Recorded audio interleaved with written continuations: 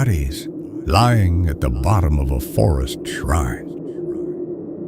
A killer who called his victims' families just to hear them suffer. And to this day, nobody knows his name. Welcome back to think about now. But so much of what keeps us safe today simply didn't exist a few decades ago.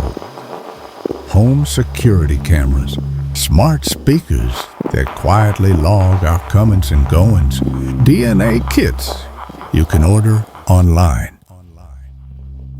Back then, none of that was available to ordinary police departments. Detectives had witnesses. They had confessions when they could get them.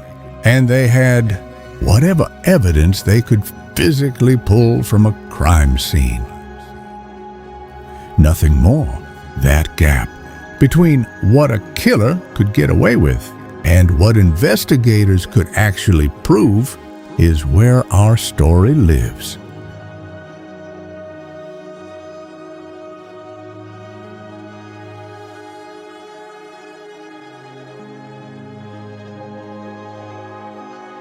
Mid-April 1980. The coastal town of Shiroishi, Saga Prefecture, a family reports their 19-year-old daughter missing. Her name is Ritsuko Hayakutake. She was last seen safe at home on April 12th, and then nothing. No calls, no sign of her anywhere. At first, her family fears the worst kind of tragedy, that she may have taken her own life, something she had attempted twice before. But then something happens that turns fear into something far darker. On April 16th, a letter arrives at the family home. It's written in an old formal style of Japanese script, and the message inside is chilling. The writer tells the family they will never see Ritsuko alive again. He tells them he hopes they suffer. Then come the phone calls. Again and again, a young male voice, local accent, warning the family not to speak to police, not to speak to the press, not to speak to anyone. For 2 months, investigators search everywhere. Nothing.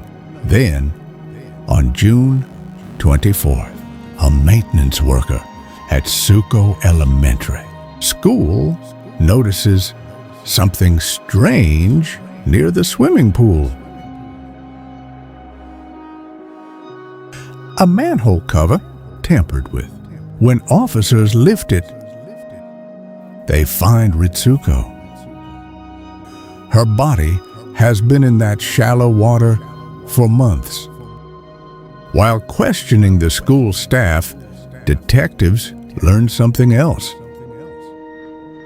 Workers had noticed similar signs of tampering near one of the septic tanks on the property. 3 days later, they drain it inside a second set of remains. Far older, reduced almost entirely to bone, and deliberately hidden, buried beneath a small, careful arrangement of stones placed there by someone who wanted her to stay hidden forever. It's 12-year-old Tamiko Yamazaki, a girl who vanished 5 years earlier on August 27, 1975, after inviting a friend over to study and then being left alone in her family's apartment. When her mother came home that evening, the apartment was empty. The television was still on. Tamiko's shoes lay abandoned on the floor. No struggle, no trail, nothing until now. Both girls, investigators would come to believe, had been strangled. Both had been undressed before they were killed, suggesting a predator driven by something far darker than simple violence. this was no longer a missing persons case. This was a serial killer. The following year, on October 7th, 1981, 27-year-old Chizuko Ikegami finishes her shift at a local factory, says goodbye to her co-workers, and starts walking home. She never arrives. 2 weeks later, her body is found in a vacant parking lot over 20 miles away. This time, decomposition hasn't erased the evidence. She was strangled, investigators believe, with a length of power cord. Then, just months later, on February 17, 1982, an 11-year-old girl named Kumi Nishiyama vanishes on her walk home from school. The location, chillingly close to where Chizuko's body had been found. By morning, she too is discovered, strangled, undressed, hidden in a mandarin orchard near a school. And once again, the phone calls begin. A postcard arrives hinting at a ransom demand gone wrong. Someone calls another student at Kumi's school, pretending cruelly to be the dead girl herself. It's at this point that investigators sit down and lay every case side by side.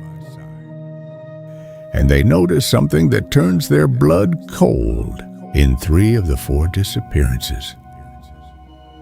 The victims vanished on the same day of the week. The press gives him a name: the Wednesday Strangler. After Kumi's death, nothing. No new victims, no calls, no letters. 5 years of silence stretch on. Investigators wait, never quite able to relax, wondering if he's simply stopped or if he's just waiting. Then, January 25th, 1987. Kitamachi, just south of Shiroishi. 37-year-old Tatsuya Yoshino is having dinner with her family when the phone rings. She answers. Her family watches her expression shift. Frustration, tension.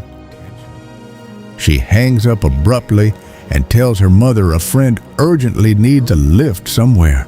Later, investigators would learn she told her son something very different. That she was going to meet someone for dinner. She never comes home. Her car turns up in a bowling alley parking lot. Empty. Pause. And investigators discover something that makes their stomachs drop. Tatsuya had once worked at the very same factory as Chizuko Ikegami. Victim number 3. 2 days later, a couple driving through Kashima Forest stop at an isolated Buddhist shrine, perched on a steep escarpment to pray. As they lean forward toward the altar, they look down the hillside below them, and they see a body. Police rope down the steep rock face beneath the shrine, and what they find will haunt this case forever. Not one body.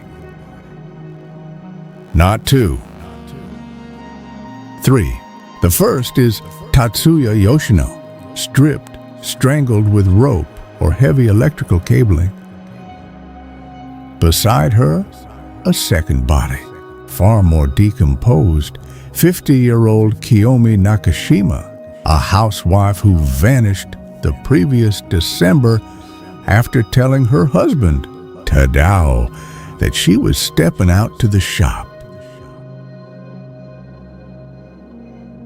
She was last seen talking to a cyclist on the roadside. After she disappeared, Tadao received a call. A young man claiming to be a family friend who calmly told him Kiyomi was already dead and that her body was hidden in a nearby mountain pass. Police searched. They found nothing. They dismissed it as a cruel hoax. They were wrong.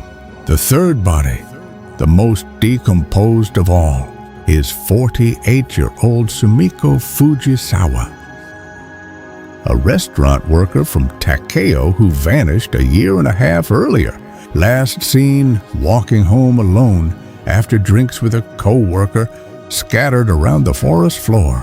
Investigators find the belongings of all three women.